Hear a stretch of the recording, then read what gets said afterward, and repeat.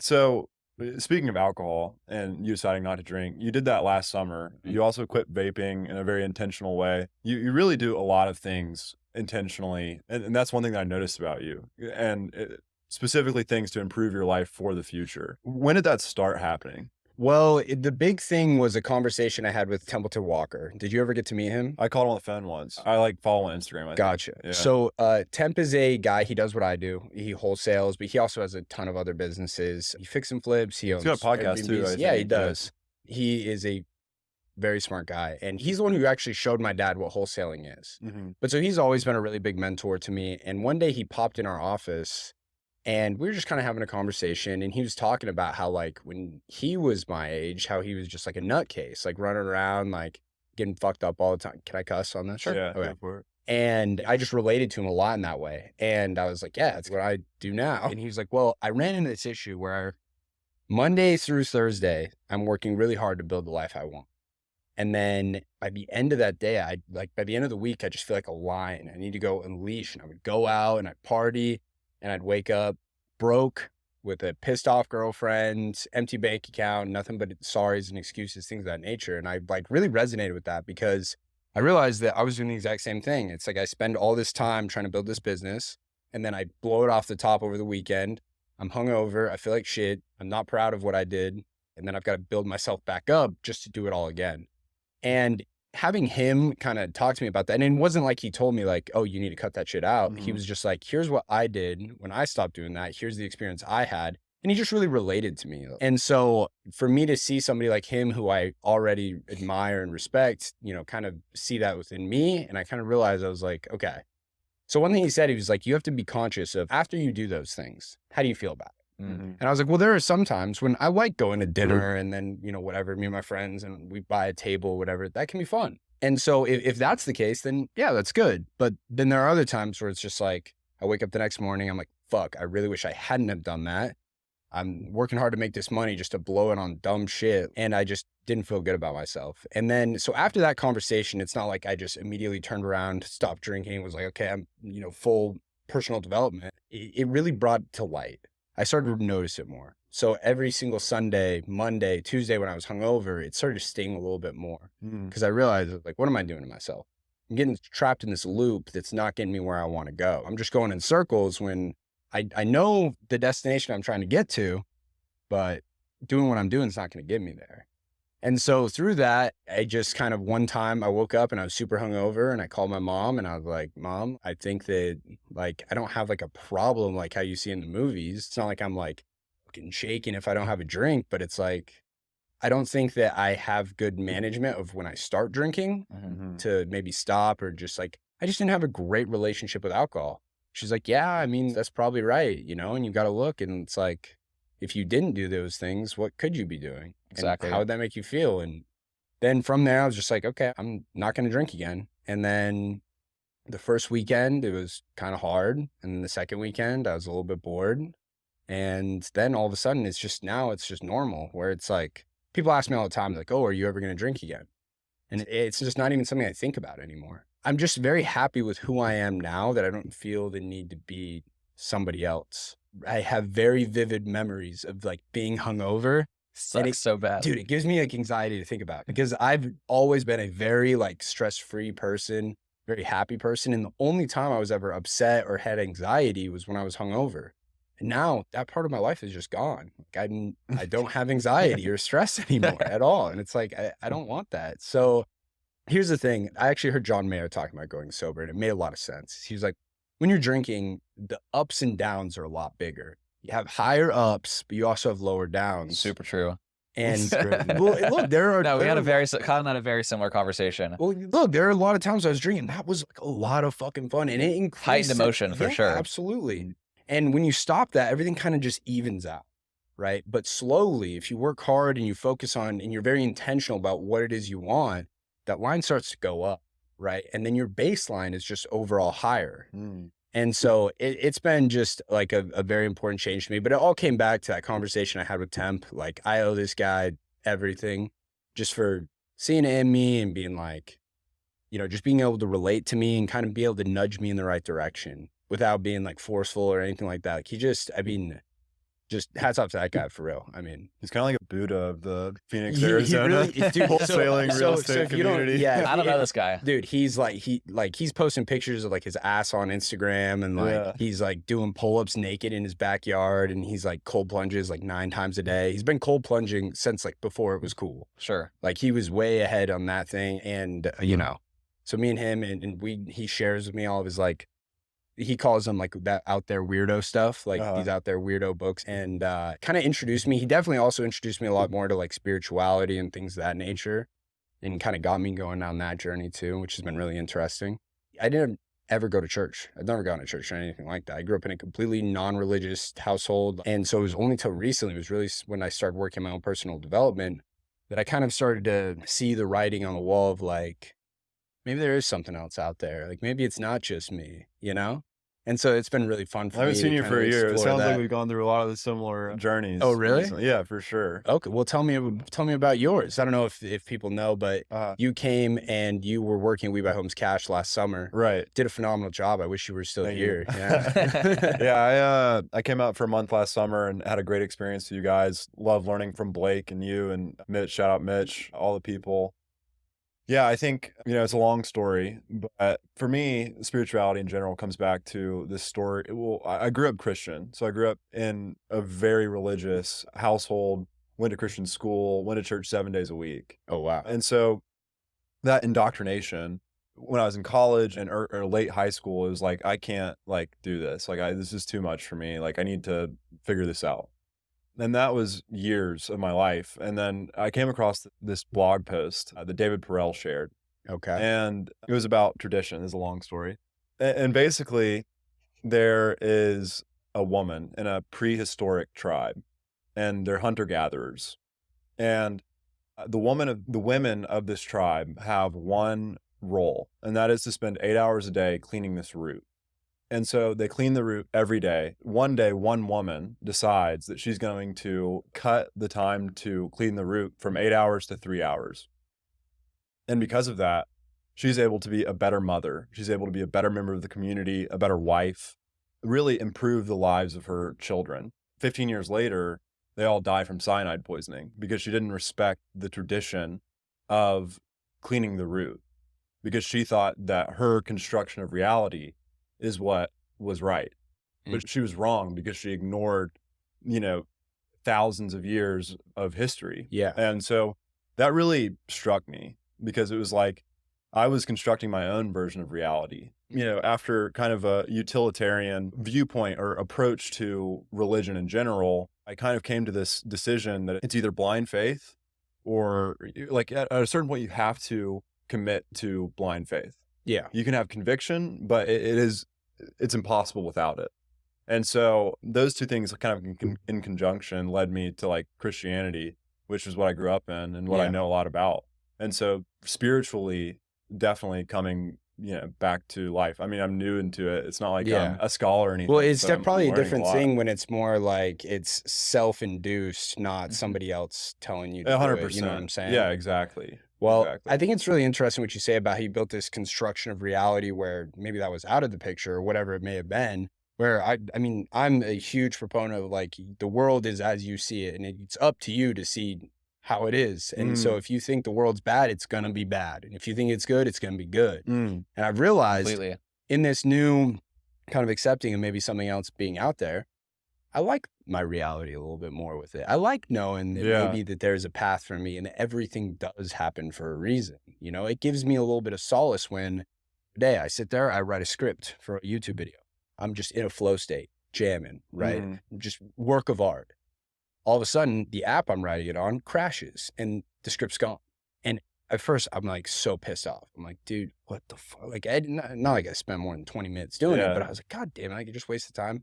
And I was like, you know what? Everything happens for a reason. Maybe this is just because if I go back and I write this again, it's going to be even better. And you know what? It was. I started doing it again and it was even better than the first time. And I was like, you know what? Okay, this is good. Everything happens for a reason. Maybe I just need to be like this more often.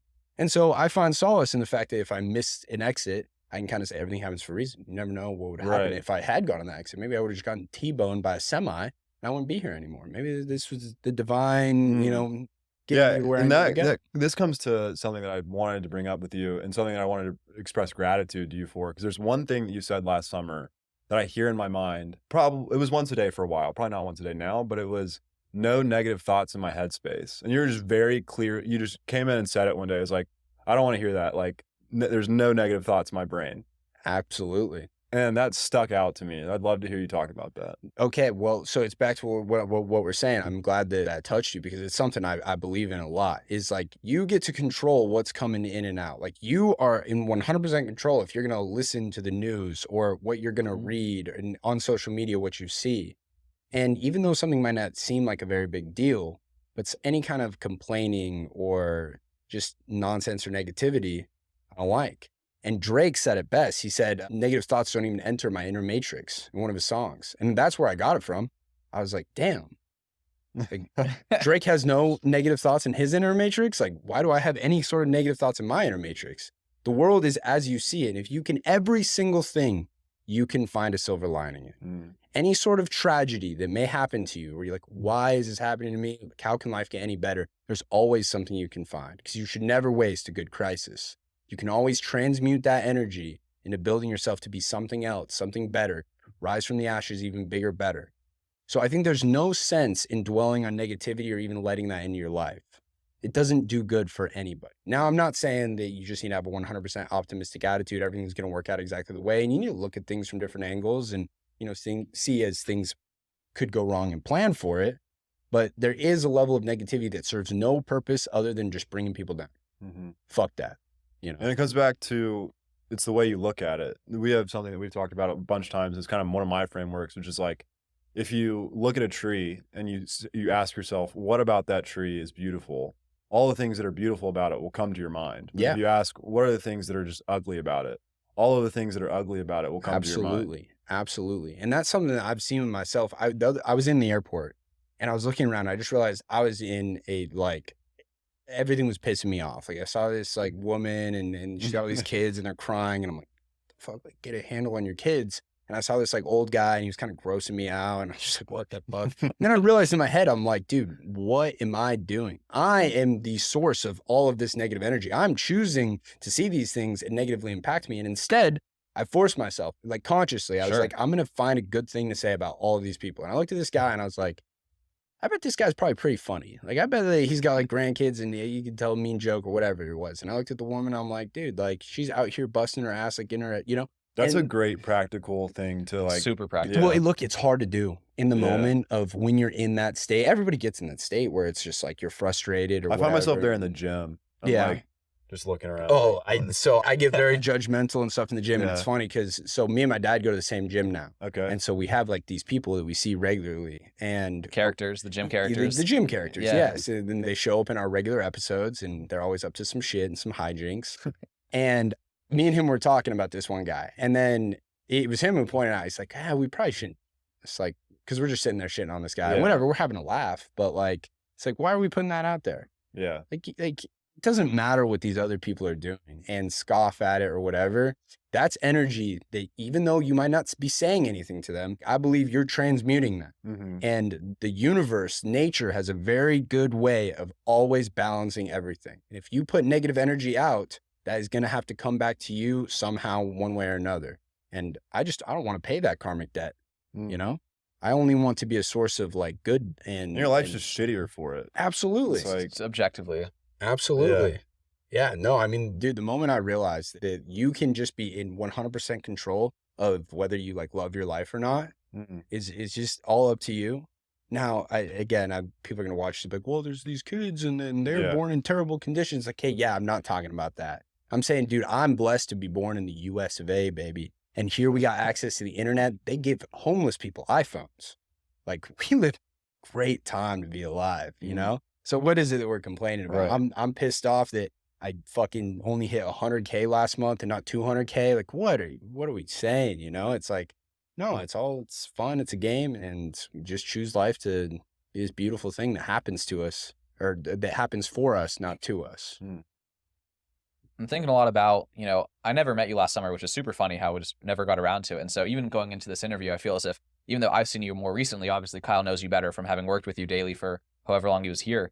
But all the things to ask Kyle and just like seeing them kind of just, you're just like knocking them through. I'm like, tell me about like, I've met you, I've like, followed you on Twitter, I've seen your Instagram, all these things, but I'm like, tell me, what are we going to cover with Tyson? Like, what is it about Tyson that made you want to interview him? Because like, that's a question Kyle and I ask her. So even if it's self-evident, right? I know enough about you to be interested in interviewing you, but it's like, let's remind ourselves so we have intention going into this conversation, right? Like, what was it about Tyson? What was it about, Nick Verge that we had in the studio a couple of weeks ago? Like, Kyle asked me that question. Like, why are we here? Like, he's an interesting guy, but there's all sorts of interesting guys out there. Like, why did we feel the worthwhileness of coming down here, booking the studio, rearranging our days, like all of this stuff to make this happen? Kyle's like, Tyson has, like, again, the thing about negative thoughts. He's like, I like being around people in terms of people who, again, everything influences you, whether you see it or not, right? So you can say the news doesn't get to you, but it's still a negative thought that gets in your head. Absolutely. And so the opposite is true too. It's like, for better or for worse, it's just like just being around a person like that for an hour over the course of the week who's just, I don't allow negative thoughts into my mind. Like, that has a huge impact on us and sets us in a different direction. It's kind of like what you said about the party. It's like you'd be around all these positive people and that gave you a supercharger for the next several days. Absolutely. And so it's like for Kyle and I with the podcast, it's like, it's a weekly way in the sense if we record weekly, obviously sometimes we batch and then take breaks. Yeah. But every one of those is like kind of just pushing you, propelling you with positive energy until the next one. So that was a big one. And then also just, he said so many additional subtle mindset things in terms of like, you have interesting mindset, not just in terms of like the big framing, but like a lot of these kind of little subtle things that all accumulate into like being happier. So I'm just like seeing so many of them revealed as you talk, which is really cool for me. Well, hey, I mean, I got lucky that I was been put on to like, that's the best thing I think about like starting a business is that it's kind of a gateway into like personal development and learning about these kind of things. Like, I don't know too many like accountants who are studying like personal development and spirituality and whatnot, but it's something that business will usher people into. And I don't know. It's just, I'm very fortunate to have been put in a position where, like I said, we're in the United States, we get access to like all kinds of things. Like, America. I don't even know how I get a new Audible book. I just am allowed to get one every single month. Like, you are paying for that, I think. Maybe, but it's maybe it's free money. It doesn't. Yeah, dude, it's showing up there. I don't know. I'm cool with it, right? But I'm just grateful for all the opportunity I have and just to get to learn all of this stuff. Every limit that you hit in your business is just a reflection of a personal limit. Yes, that's a great point. And that's something that I've been preaching to like people who are a part of my groups that I'm showing about wholesaling. It's like, dude, the person you got to become to get your first deal, that's a big jump, right? You got to become a different kind of guy to get that first wholesale deal. But that kind of guy is not going to be the guy who's able to get you 3 deals a month. And that's going to be then the next person you have to be is not going to be the same that'll get you the next level. And so that's something I'm very conscious of thinking of. Okay, so what is my next jump and who do I need to become to be the person that happens to? Exactly. Right. The first deal, or, in my business, the first client on retainer, right? That's being scrappy. That's like finding any problem that exists and like just doing whatever. You got to hustle to get stuff done. Yeah. But scrappiness and hustle doesn't get you. It's like an organized show. Yeah. Right. And if you're at a point where you only grow by being organized and efficient, that's a whole different identity, habit, set of beliefs, attitudes, vibe. Yeah. Look, you're absolutely right. Everything in life, like you can look at anybody, and it's my belief that you look at anybody and they are a direct result. Like they are exactly where they should be. Yeah. They are there because of You'll the get what they decisions deserve. they've made. Exactly. Yeah. And so if you want to be in a different place, you have to think of how do I have to change inside? Normally it's what do I have to eliminate? It's like addition by subtraction. It's like, look, if this is the person I want to be, what do I have to stop doing that will allow me to get there? Well, I think that you've made a big leap since last summer. I'd be interested to see or hear what the things are that you changed in yourself and in your business to kind of pour gasoline on June it. 1st, 2023. You and I came out here June, and basically June 2nd or 1st of 2022. So it's been like a nice full and proper year. Yeah. So I can't remember. I think it was August or maybe it was June. I don't remember exactly. I was here You're here for the month June of June. to June 28th. Well, I'm trying to think. So then it was June that I quit drinking. It was probably June. It was the middle of June. I don't know, something.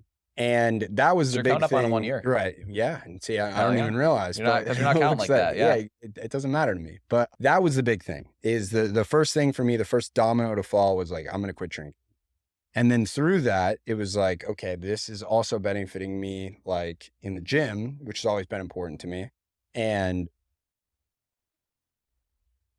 the compound effect, right? Small things start to add up into bigger things. So stop drinking led me to take the gym more seriously, which led me to take, okay, I'm not seeing exactly the results I want. I need more information.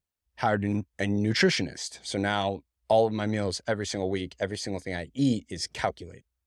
And then that leads into, okay, now I just take better care of myself. I have more energy throughout the day. Okay, now I'm being more intentional about how I'm spending my time, right? Am I spending a lot of time dicking around scrolling TikTok when I'm at the office? Or am I spending time making TikToks that will bring me more business? Or, what is it I'm doing? And through these small changes, something like stop drinking, which I mean is a small change, but people might think it's bigger, just slowly led up to be bigger and bigger things. But the biggest things I can say is just like, it helped with my self-mastery of being like, I am in control of what it is I'm going to do or not, right? Like other influences will try and do that. Like all the time now, when I'm out, there will be people who are, oh, you're not going to drink or this different stuff. And it's like, no, first of all, you have no power over me. Like I can do whatever the hell I want. You don't have a gun in my head saying I got to do something. So when I've realized that I can just get myself to do whatever it is I need to do, then it's identifying, okay, well, what are the activities that are going to get me where I want to go, right? And so I looked at it and it's like, well, first I kind of had to ask myself, who do I want to be? Like, what is that guy that I want to be? And I created this idea in my head of the person that I wanted to be. It was like, what does the perfect version of Tyson look like in my brain? And I'm still working to be that guy, right? But having that idea and knowing, okay, who is this person? What does he do every single day? And this guy looks a certain way, right? He looks a certain way. So he's obviously in the gym. He's obviously eating right. This guy's definitely driving around in like a different sports car every single day. And so for that to work, he's got to be very successful. He's got to have some good businesses. So it's like he's probably working on his businesses for a lot of time every single day. So I better start doing it, And it's just like, okay, I'm going to start just trying to live life exactly how that guy does, and I'll get there eventually. And that's what we're in right now. It's just not a matter of if, but when, right? It's like, It's coming toward you. dude, I've just already decided that's who I am. Like, I'll give you guys an example. Something is, I've always in my head been jacked. Always. It doesn't matter what I currently look like, because I've always been like off and on. I've been working out since I was 14 years old. Sometimes I look better than other times, but in my head, I've always been jacked. Let me give you an example. I asked my friend to send me this picture of myself. And I asked my buddy, we were like out drinking, and I was like, oh, yeah, take a picture of me. I look sick. Here's a picture. I look sick. Yeah. Yeah. Kind of show the camera. I don't know. But I do not look sick, right? But in my head, it's just like, I've always been jacked. And so being in your head, that's one thing. But when you start to back it up with action, right? So in my head, I'm already the guy that's got hundreds of millions of dollars. I'm already the guy that has like, look, I look good. I'm still not where I want to be, but I am that guy in my head.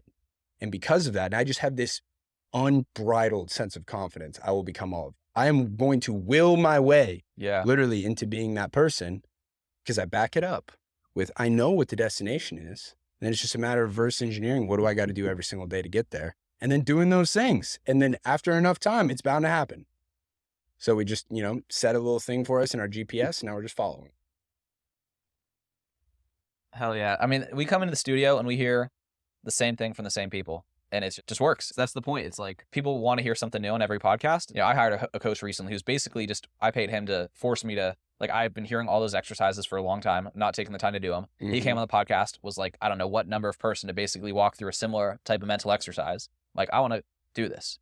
And it still, was on my list for weeks and I wasn't getting to it. And I'm like, I just got to hire this guy as a coach. Yeah. So that I like actually sit down and go through and do it. And that's been the biggest benefit of like working with him, has been the humility of being like, I know I've heard this all before. Like, people are mad when they hear advice from someone further ahead of them, and it's like everything they've already heard before. Yeah. And that's like an ego thing to be like, absolutely. I've heard this before. I know this next. It's like, stop. You've heard this before, and this is the time. Like, this could be the time where you pause and actually, get out a note card and be like, Tyson 2.0, 10 out of 10 Tyson, whatever you want to call it, Tyson 3.0, whatever your name is, obviously, if you're listening to this. But like, I recently did this like as recently as yesterday, and you do it again and you do it again and you do it again. I mean, I did it. I hired this coach, Vash. He's on the podcast basically 45 days ago. Okay. And I feel like half the stuff I wrote out on there, like it like got in like a month. So and a half. is he like a business coach, or what are we talking about? Holistic, business, personal. I mean, again, same stuff, right? The limitations in the business are caused by the limitations in, if I'm not closing deals because of confidence, right? Or maybe that's a personal thing, but it's going to reflect into the business. Or if I'm not getting the work done because of distraction, when you run your own business and it's still a small team, it's not tactical. He's not a marketing coach. He's not a hiring coach. I'm sure he has opinions on that, but I didn't be like teach me how to get more clients, Yeah. teach me how to get this. I hired him more for personal things. Gotcha. But I think that reflect into being a more effective person in the business. Mhm. But literally after 45 days of working with him, it's like the stuff that I wrote on this card, a lot of it feels like I was pretty quick. Yeah. Either I just didn't think that big or like I just got there pretty quickly. And so again, 45 days in, I'm like doing it again and writing out what is I segmented it into like the version of myself for relationships, version of myself as a business operator. Like, again, I want the business to be doing more than 100K a month by the beginning of next year. So it's like, what is the person I need to be to do those things? And again, how do I carry myself? How do I do all that? And so it's just, the benefit is just doing the things that everyone's repeating over and over and over again. Absolutely. The thing about hiring coaches most of the time is a lot of it, they're not telling you anything new. It's the accountability piece, right? And that just comes into, once you can get like the self-mastery, which obviously is a very hard thing to do just to get yourself to do these things. But having somebody, whether it's my dietitian or it's my business coach who's telling me what to do, a lot of it, it's not rocket science. Like my dietitian pretty much says, hey, eat less, you'll be less fat. And it's like, well, all right. Yeah, I think I've heard Money that well one spent. before. Yeah. Hey, but I'll tell you what, I will pay that guy. I want him on my payroll till the day I die. Like I don't even give a shit. It's some of the best money I spend every single month. Just for that level of accountability, just for me having to log in all my shit. And at the end of every single week, showing him exactly how many of each macronutrient I ate and where my weight was at, and having to send him pictures and let him know how many times I worked out and how much cardio I did. Just that level of accountability forces me to do better and to continue to do it. Whereas same thing with my business coaches. It was funny because we had our big QSM, like our quarterly strategic meeting. It was like, okay, where we were at this quarter, how are we going to get where we want to be next quarter? What do we need to accomplish? And all of these things, it's like, I think I probably could have asked like a junior achievement. Like, you guys ever have that? You know what I'm talking about, junior achievement. Oh, it's an Arizona thing. Basically, somebody will come in and it's like a business class they do for like elementary school kids here. I could have like a junior achievement guy like tell me to do these things. Yep. Yeah. But it was the accountability of, number one, knowing somebody who's in the place you want to be, telling you that, yeah, that's what works. And those just are realistic goals. Those are designed well. Right. Exactly. Those make sense. And it helps with the belief behind it. Exactly. And then that just helps with better execution.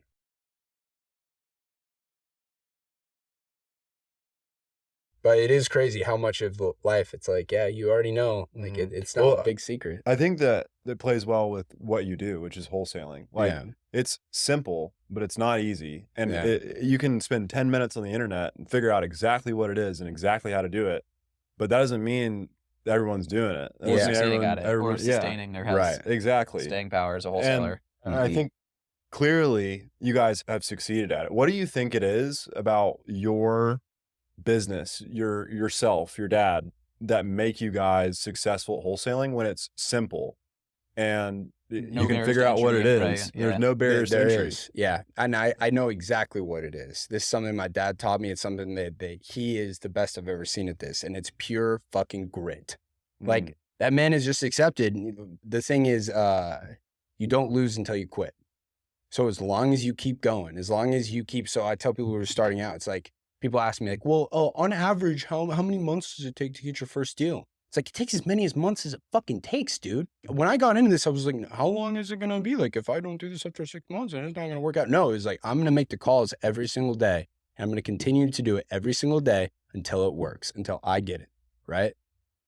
And it's just the unwavering ability that it doesn't matter what the fuck happens. We're not going to lose sight. We know it works. We've done it before. We've seen other people do it, whatever. The proof of concept's out there. And it's like, I'm just willing to keep trying things over and over again. And also I'm just like not afraid to lose it all.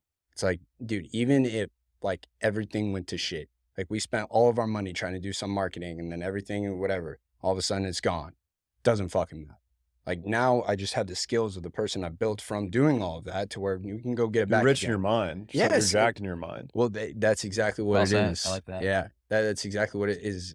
Just the person that you become is able to handle these things. Like that's the person you're going to be. Like you're going to get those things again. It's just a matter of time, you know, but the reason why so many people in this industry don't end up making it, don't ever find the consistency is because they give, you know, they just fall into that moment where it's like, oh, this doesn't actually work. There's really not that many deals out there, whatever excuse they tell themselves, and they stop, you know, where no, we know that it works because there are tons of people just like me. There are people that are way bigger than me who are consistently doing this month over month. It's out there. It's just you haven't fucking figured it out yet. And that's because you gave up too early. So I'd say the biggest thing is that just I refuse to quit. It doesn't matter. Yeah. It doesn't matter what happens. I'm going to keep going. I'm going to keep doing it. There's the blind faith of like just knowing it's like, yes, like I'm on the right path. There's a reason why I'm doing this. There's a reason why I was showed all of this. There's a reason why I'm executing on all of it. It was bound to work for me. You just got to keep doing it until it does. Yeah. And if you want to shout out your dad too, I think I was very impressed by his systematic thinking and like his process oriented like stuff. Like his CRM is more complex than like most CRMs I've ever seen. That's Like, the thing it's is like, he doesn't realize it either. yeah. Like he says like, oh, I'm not a systems guy. But here's the thing about my dad is he definitely doesn't have any like a lot of formal education. Right. Like throughout, Grit. throughout school and everything. Like his mom did most of his homework. Like he never went to college or anything like that. But this guy knows more about business, more about real estate, more about like a lot of finance than any of my professors did. And it was all just due to experience of just him being like, I'll figure it out. That's like his superpowers. He's just like, fuck it, figure it out. like his favorite thing to say to people is FIFO, figure it the fuck out, right? That's something that he's taught me. And it just comes back to, look, where we are in time right now, we have the ability to learn so much. Like he's not asking you to figure anything out that hasn't been figured out. Absolutely. Right. It's like a whole different thing. Yeah. 100%. We're not out here trying to do quantum computing. Trying to like build a quantum computer, figure it out. Dude, it's like, Dad, I'm not. Yeah, I can't believe that there are people out here who like invented like math equations. Like I remember like being in school and the first time I started algebra and learning like y equals mx plus b, and I was thinking in my head, I was like, how the did somebody just out of nowhere come up with this shit? Like invent this into like obviously not invent, but they realized that it's a thing. Just they didn't have anybody show them. They just figured that out. Like, bro, we're not doing all that. Like, shit, this information's all out there. You just got to go look for it in the right place and then execute on it. And we live in a great time. It's beautiful. We have air conditioning. But yeah, the biggest thing is just grit, dude.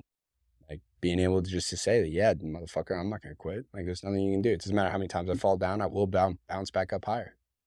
I think for a lot of people, that's just an easier said than done type thing. Oh, absolutely. It's super easy to sit here, you know, in the podcast studio and talk about these things when in the moment, here's the thing is when it comes to self-mastery, you've got demons. Everybody's got demons, right? I've got two voices in my head at all times. One of them is a badass motherfucker, right? That's Tyson 2.0. That's him speaking from me in the future. And I also got this other who's a little bitch, you know, and that guy is a pussy. And when I wake up in the morning, sometimes that fucking guy is like, he's like, bro, you don't gotta get up right now. He's like, come on. He's like, dude, you've been the last 4 days. Like, you don't gotta get up and go to the gym right now. Or sometimes when I'm making calls and I'm getting kind of bored or something and like, oh shit, like you've already gotten a deal today or something. I was like, you don't gotta keep going, right? Being able to tell that motherfucker to shut the fuck up, right? It's like, no, you're getting the fuck out of here. Cause this guy over here is like, no, do one more always. Like, let's go harder. Let's see what we can do, right? And it's being able to listen to that. And know that is getting you where you want to go. And this guy's just trying to drag you back down to comfort. You know what I'm saying? So you got to learn how to just I know how to fucking just pimp the fuck out of the little bitch voice. It's like that. I know last summer you were reading Meditations. Are you really going to live your life in your warm bed or something like that? Yeah, dude. I love that part. Right there. I love that. Where he's talking about, I wake up, which is the craziest thing about meditations is like, this guy is like the most powerful person on earth at the time. Literally. And it's still relatable to people today. But he's talking about, I wake up, I'm cozy, but he's like, the lion doesn't give a fuck when it wakes up. Like, it's got to go out there and fucking hunt. And I'm like, damn, Marcus Aurelius. Like, shit, you do got to go hunt. Like, it doesn't matter. It doesn't matter. Yeah, he had nothing left to conquer. I mean, he was like the king of Earth at that point. He could get anything he wanted. Pretty sick. And we have access to it. Like I said, anybody can just go read his thoughts. Like, keep it on the nightstand. Marcus Aurelius. It's free money on Audible. It's got to be free on Audible. There you go. Public domain for sure. Hey, Audible's already just giving me shit for free. Yeah, it's sponsored by Audible. Just not admitting to being sponsored by Audible is what's actually happening. Well, I'll tell you what about Audible. Here's something I want to talk about as well. Is notice when it comes to like the shit you're consuming, right? Your media diet, and this is something that again Templeton told me to read this book, The Art of Exceptional Living by Jim Rohn, and he's talking and he's like, most people have a favorite restaurant, right? Favorite place you go to. Get food, right? Favorite place you go to feed your body. But most people don't have a favorite place they go to like get information, favorite thinkers that they learn from. And I was thinking about it. It's like, how often am I just like listening to music? And I've also like, I eliminate like any kind of like sad shit, like sad songs and stuff. I won't fucking listen to it. Won't do it. I'm only listening to like Drake talk about going to fucking Biblos room Truck and the to the fucking hotel Mykonos. lobby. Yeah, shit Yeah, like that. It's yeah. all, you know, that's the only kind of music I listen Underground to. deposits. Right. Yeah. That's the kind of vibes I want because, dude, it's all connected. But I realized, like, how often am I doing that when I could be listening to something like else? Like, who are the thinkers that I'm indulging in? And instead of listening to music now, I've challenged myself. It's like, I'm not doing that anymore. Like, now I'm in the gym, bro. I'm just fucking, you know, sitting there doing that shit. And I'm listening to Jim Rohn Pumping fucking talk Jim- about how to be a better Well, it's like person. what you said earlier about being influenced. Like you can either choose who influences you, or you can be influenced by Absolutely. whatever the fuck I got to shout out comes Akira the up. Don real quick as well. Have you heard of Okay. Akira the Don? He's pretty cool. Akira the Donna? Akira the Don.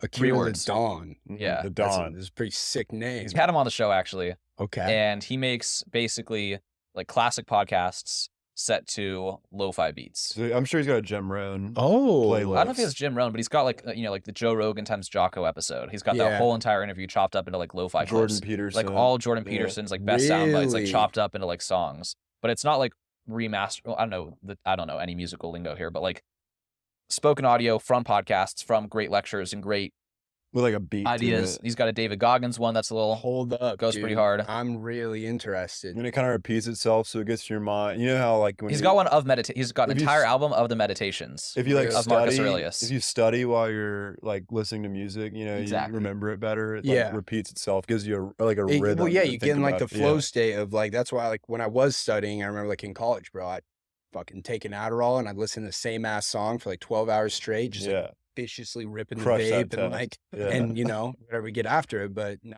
I'm not saying do that. I'm not a fan of that. Definitely don't take amphetamines. But now the same thing applies. But that is way better. I want to listen to that, not a song or something like that. It's I a wanna nice middle road, right? Still, Yeah. because there are still things about music that are patterns, and Oh, absolutely. motivating and emotional, and Yeah. like uplifting emotions that you won't get from just straight words. Yeah.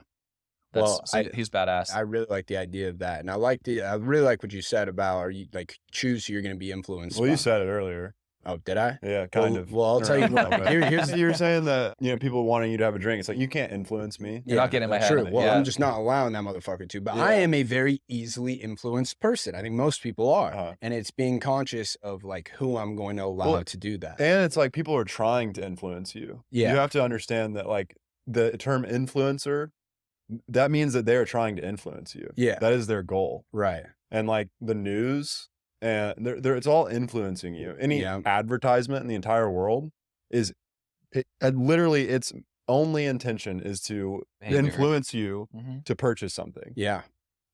You got to It's- be very careful about Right. what you're being drive behavior. That's an excellent way to say it. What are you being driven to do? Right. And so this is something I've talked to like my mom about.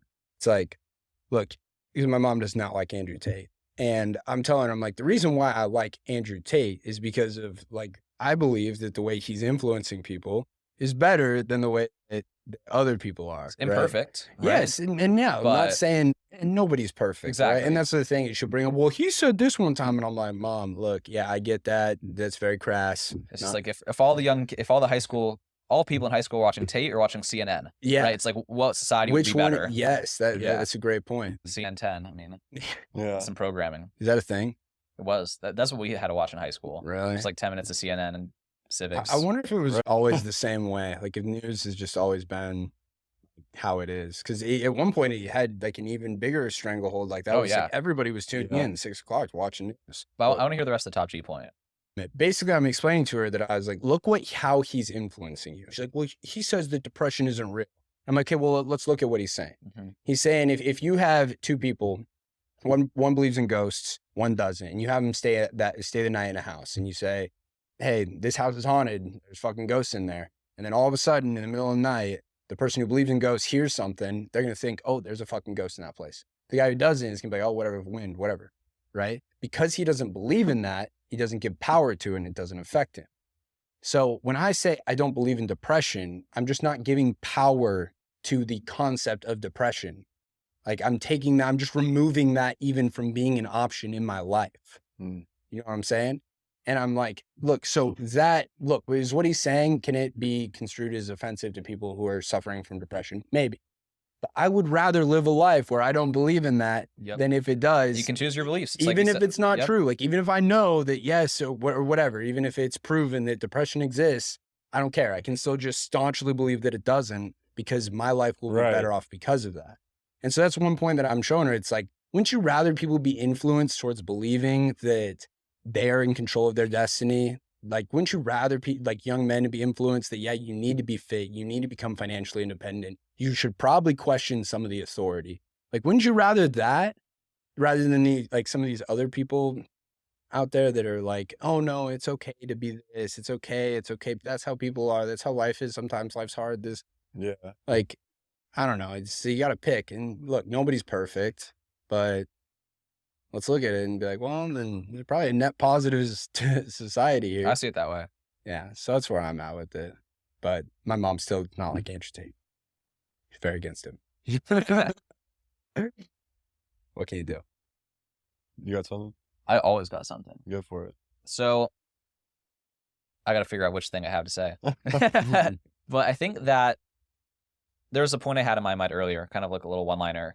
That's like 4 years ago. So Kyle was telling the story about his upbringing, right? 4 years ago, Kyle was, it's called agnostic or questioning, right? I was vegan, and you were where in some way that's fundamentally different from now. 4 years ago, dude, I was blacking out every single night, just fucking, I was just a complete like hedonistic. All I was doing was like smoking pot, drinking, having fun with my boys, playing video games. That's all I was doing.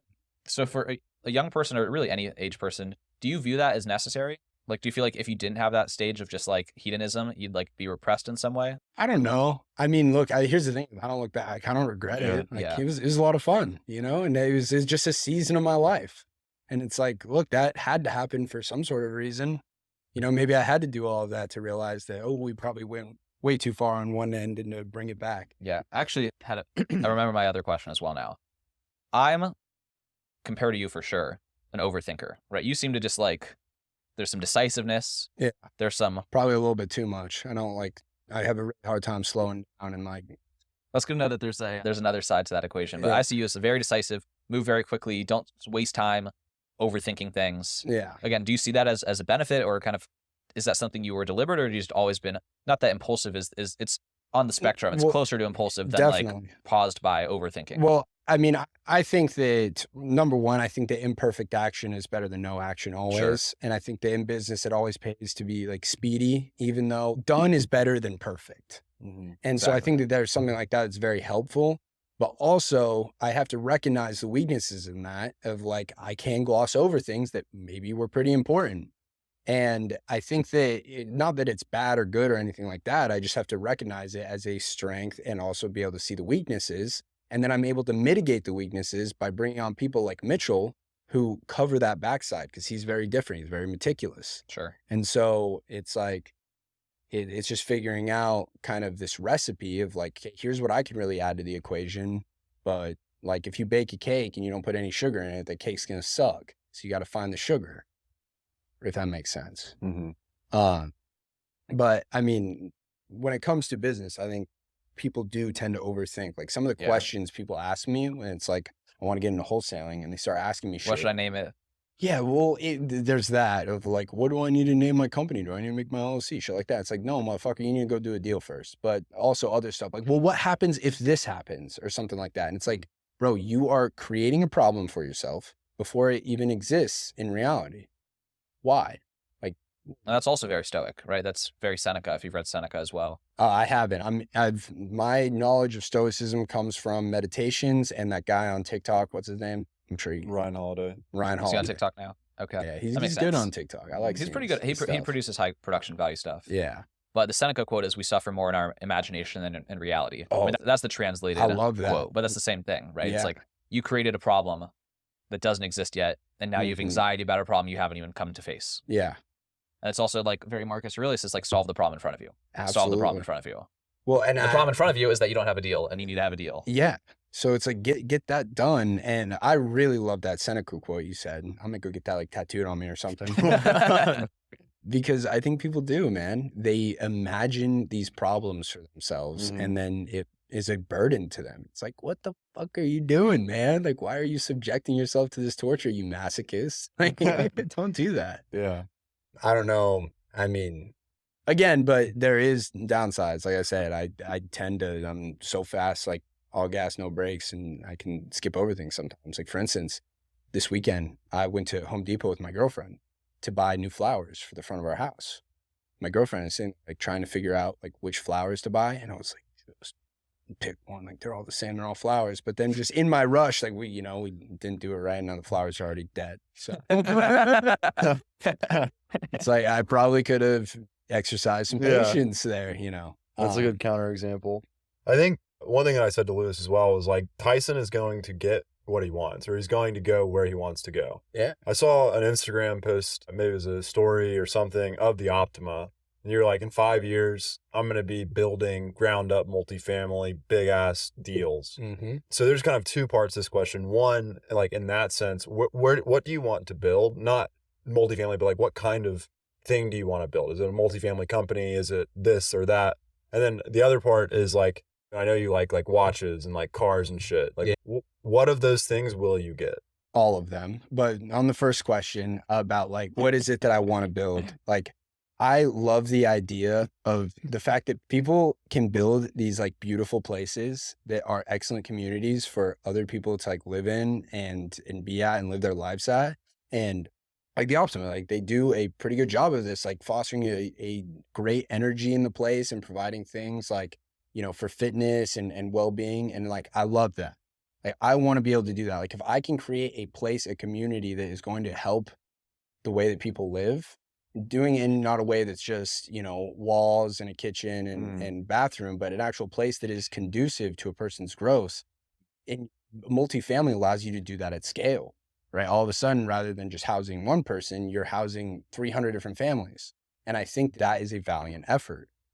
Now, to your question about, I love nice shit. Well, let me break in here before we answer that one. I think to bring this back to kind of the rest of the conversation, I'm inspired by spaces because of like spaces' historical effect in the past on history. Like Socrates, Plato, Aristotle would not have had the thoughts that they had and the conversations that they had that led to like modern day Western society without the literal physical space being the way that it was. Right, like the forms or right. whatever. Our conversation today would be different if this room was not exactly the way it is. Yeah. Yeah. And I think it's so interesting. And the intentionality of creating a space to instruct or influence or drive some sort of behavior, I think is like super interesting. I think we'll continue to see more and more of that over time. I think the Optima, if you look into the history of it, that is like the intended thing from the very beginning. I mean, I'm sure because optimized. It's like not lost on them. That's a similar word. Yeah. Well, it has to be. But and speaking of what you're saying about spaces, that's something I love about podcasts. Like, I think podcasts are the best thing that people. Yeah, we talked about this a little bit. Well, just because like so much of communication has been so dumbed down and shortened into these tiny little digestible pieces, where people like don't really have a lot of time where they seriously go through and like talk about shit for an extended period of time. Mm-hmm. And I think that the podcasts are an excellent, like, on the opposite end of the spectrum, where they do allow these long format ideas and these discussions, and it forces people, like, so people who have never spoke on a podcast, like, they probably don't understand this. I wish like everybody could have the ability to do this. Like, I think that everybody should take time to where we're sitting here, none of us are on our phones or anything. We're just discussing ideas and whatnot. And I think that if everybody spent more time doing things like that, and a podcast just kind of forces you to do it, right? And it's like, dude, it doesn't even matter if your podcast, the only view it ever gets is your mom. Like, just having the conversation with other people that you want to be intentional about. And that doesn't mean that you have to interview Joe Rogan or whoever these like famous people Tyson are. Smith. Well, I'm not going to put my name up to his net yet. But, even just like taking the time to sit and talk with your brother or best friend or whatever it may be, it's a thing that is definitely getting lost. It's a life skill. And it gives you a lot of skills too. Oh, 100%. I mean, a tremendous amount of them. Yeah. Now, people overthink what it needs to, like, the benefit of the podcasting, like the publishing and the things that people listening to it, like that's the least interesting benefit of the entire exercise. Absolutely. I agree. And just like giving you like also a platform and like something of value to give anybody you want to talk to. That's why I started mine, was I can reach out to these people who I admired and was interested in. And I get essentially a free mentoring session from them where I The can ask Rebellion, them, right? Yeah. Shout out the Rebellion. which I haven't been doing because my video editor, I had a full-time guy that I ended up hiring. Badass little kid. He was like this 18-year-old, just graduated high school and was like, I'll fucking do all your shit. But he ended up quitting because he wanted to start a junk removal business with his brother, which I'm really happy for him. Glad he did that. But since he's gone, I don't know how to fucking work all the podcast stuff. So there's a pause on that for now. But there's a kid out there in Maricopa County wants a content editing job. Here's what I'm going to do. I'm going to tell you guys this. This is the future of the Rebellion. Is you guys know I like go live on TikTok and YouTube and I do calls and things of that nature. Well, there's a lot of people who are really good at that. And I'm going to turn, I think, that show, and I'm going to have people come with me and we'll call people together and we'll talk about things, whatever. Everyone wants to flex how good they are at cold calling. It's just like put them on the spot. Yeah, absolutely. Well, and that's the thing is all of a sudden, that's a good line. Yeah, dude, I'm competing in this competition. It's called the Closers Olympics, which is like a wholesaling thing where like wholesalers would come on and we close deals live. And the whole It's a high thing's recorded. testosterone event. Yeah, something like that. Well, but here's the thing is in the qualifying rounds, I realized how many people like talk a big game and all of a sudden the camera's on them and they're on the phone pissing on their nuts. Like, don't know what to say. And I'm like, dude, what are you doing? Like, why'd you even sign up for this? But that's where we're going to go with that. Yeah. Well, 4 minutes. Let's hear what are the things that are coming toward Tyson physically. Right.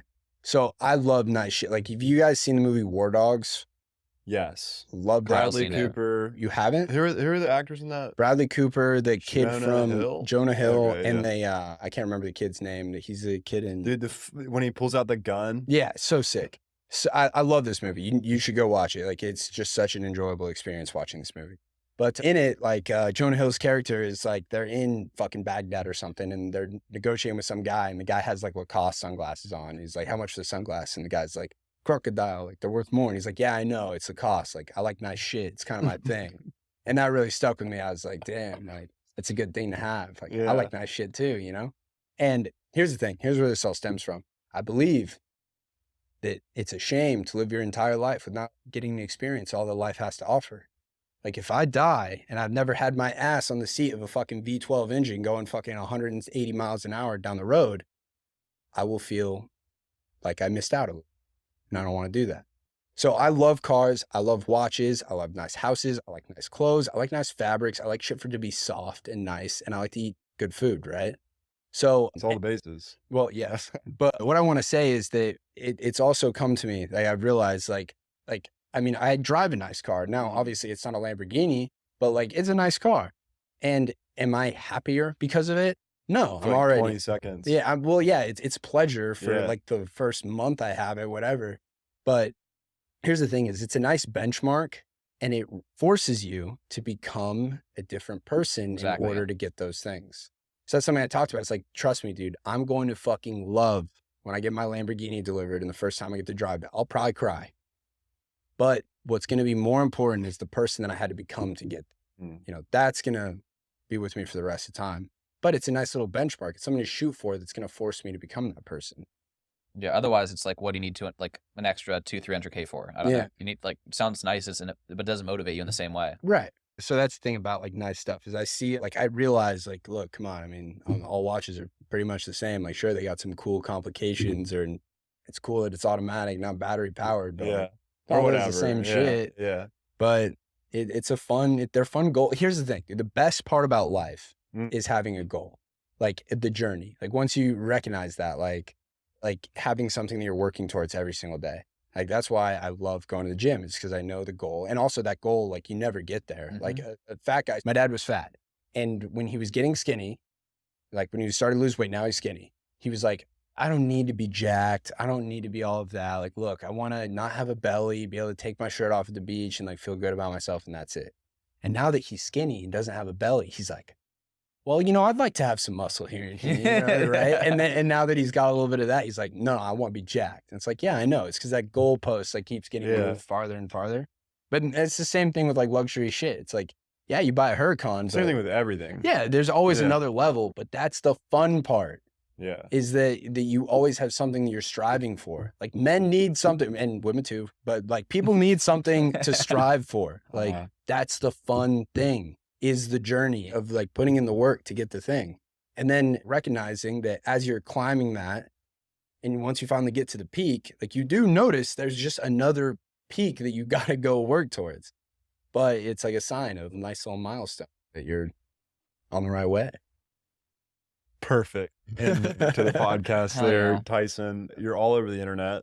Well, Do my you're- best. You're getting all over the internet. I do my You- best. It's to do. asymptotic, right? You've had a You're clip get over a chasing million views. I've Several. A I've had few. several Hey, get hey, over a million. hey. Yeah. Several. Yeah. That's a lot of people. Where should our audience find you and follow you to learn more about you? On all of the other ones don't fucking matter worth a shit. I'll tell you guys that. I mean, you guys know this because you guys are on YouTube. Also killing 10K. That's right. 10K. Dude, that's gangster. I'm about to hit Huge. 3,000. Yeah. You know it's not linear. well, that's what I've heard. My Yeah. goal is to get 10,000. We were by at the end 3K of for the about a year. day. Yeah. The next day. Well, you And guys are kinda killing it with the slowed up shorts, dude. on 10K. And I mean, just all the stuff. Like, it's a great channel. You know? YouTube is the place. Well, they're on YouTube, Yeah. hopefully. Yeah. So just Yeah. pop on Just over. Tyson Smith. Yeah. Tyson Yeah, Smith. check it out. That's where you guys can find all the other stuff is like bullshit. It's all like me psychologically trying to get you to watch the video so that, like the views go up. Mhm. Where on YouTube, I don't care about any of that. It's just actual like value. It's like genuinely Uh-huh. just me trying to help. So like go there. That's going to be the best place. And if you want to actually talk to me, send me a DM on Instagram. Cool. Tyson, thank you so much. Thank you, Tyson. Hey, thank you guys for having me, man. It's a pleasure. And also I'm super excited for real for that next party. Hell yeah. Yeah.